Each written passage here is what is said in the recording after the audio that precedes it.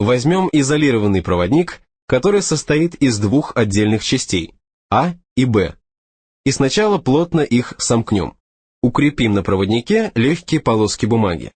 Поскольку проводник не заряжен, полоски будут висеть вертикально.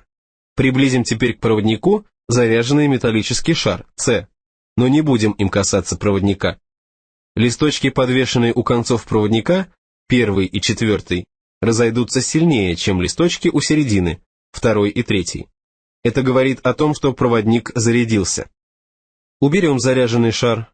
Бумажки опять примут вертикальное положение.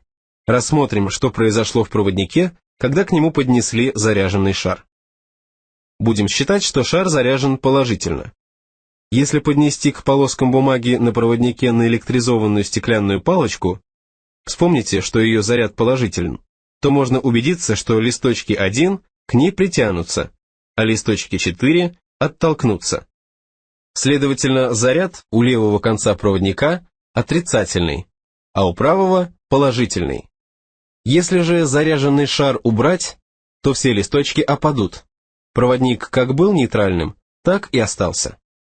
Следовательно, произошло перераспределение зарядов в проводнике при помещении около него заряженного шарика. Возникает вопрос, почему заряды перераспределились именно так, как мы обнаружили?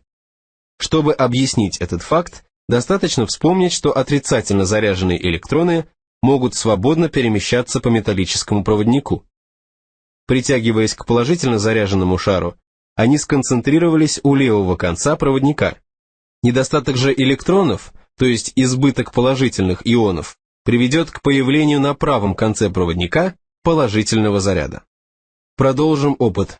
В присутствии заряженного шара С разведем части металлического проводника А и Б.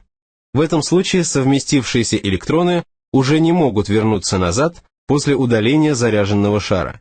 Металлический проводник разделен воздушной прослойкой, а воздух – диэлектрик. В итоге мы получили два разноименно заряженных тела.